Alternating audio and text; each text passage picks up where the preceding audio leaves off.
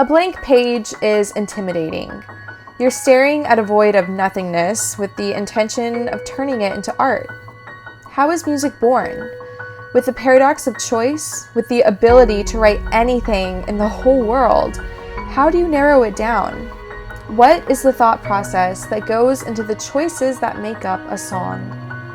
Today on the Composer Challenge, we're going to talk about the 7 elements that I think about when I'm starting a new piece. Everyone's process is different, and even within my own process, I find myself deviating from this quite a lot. But it's a starting point to help me get off the ground and provide structure when I need it.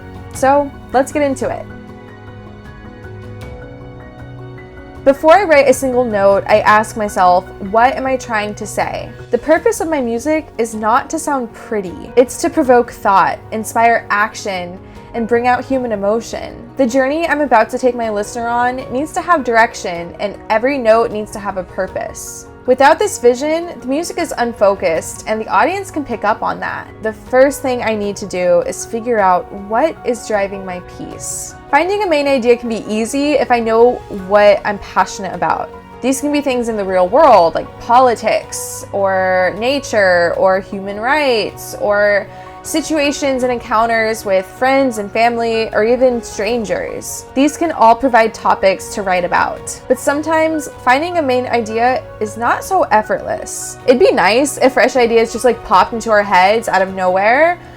I used to actually think this is how musical genius is composed, but that's not the case. New ideas are the result of making connections. When I recognize correlations in the most unlikely of places, that's when great ideas begin to form. It can feel silly to connect the dots between two things that just utterly don't belong, but I find that's when my greatest ideas are formed. I sometimes laugh at myself, or even worse, someone else will laugh at me, but we need to get over this judgment and let our creativity flourish. The important thing to remember is that you need to communicate these connections. Other people won't naturally see what you see. Convince them why they should care. Show them how it relates to them. If they're going to take action, what would they do? At the end of the day, I want to make sure that whatever I write exists for something more than just passive listening. After I know what I'm writing about, then I can define the elements that support what I'm trying to say. There are endless factors to consider here, but today I'm going to focus on the major 4: key, time signature, tempo, and instrumentation. The human experience is full of different emotions. Emotions are complex. It's well known that major keys feel happy and minor keys feel sad, but it goes way deeper than that. Each tonal center serves a different purpose and evokes a different mood.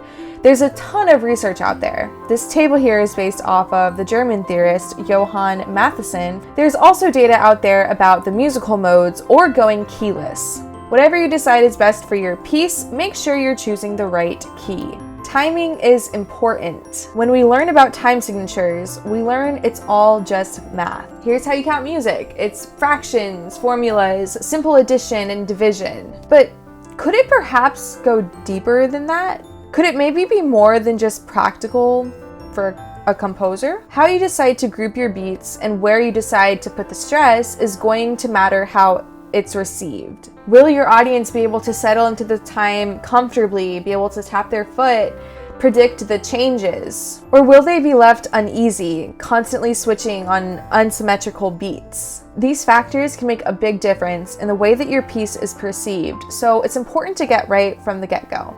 Establishing a tempo is a bit more straightforward. We can all relate to fast and slow and how it affects our emotions. One thing to remember is to be cognizant of the listener's heartbeat and the tempo of that, and decide if you want to raise it or lower it to express the energy of your piece. If you're writing for a set instrumentation that's been pre-decided, then you can skip this section. But if this is something you need to consider as part of your project, let me be clear when I say, this part is hard.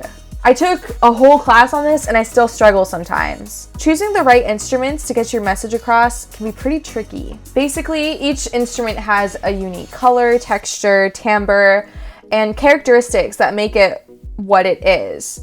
Our job as composers is to use those as effectively as possible. It's kind of like choosing an actor for a movie. There is plenty of people in the world who could get the job done, but as the director of the movie, you want to choose the person who will do the job the best. The first motif.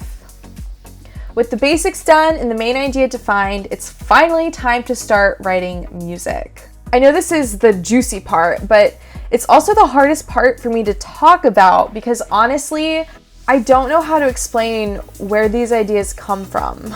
Sometimes I'll consider the importance of intervals and energy and intention, or if the line should ascend or descend.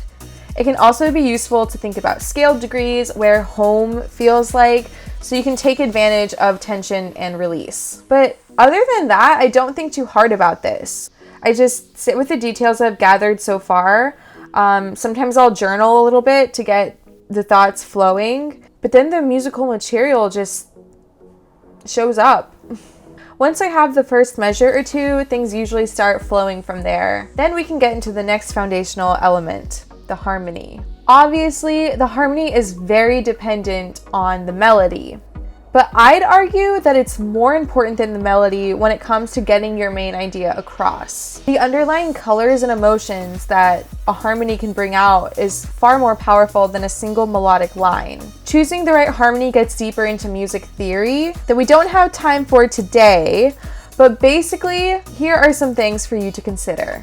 Does the melody end conclusive or open-ended, and how much do I want to emphasize that with the harmony? Is the melody something I want to stick out, or do I want to make it more cohesive by blending it into the harmony? Consider color notes, extended chords, borrowed chords to sound fresh and interesting to the listener, if that fits the mood that you want. If I get stuck with a harmony, I will either refer to the good old circle of fifths or this handy chord web that I found a while back.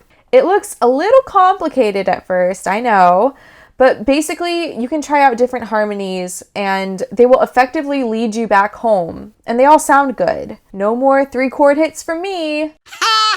So there you have it. This is my process for starting a new piece. I'm curious, how do you start a new piece? And did I leave out any tips that you think are important? Thanks for watching, and I'll see you next time.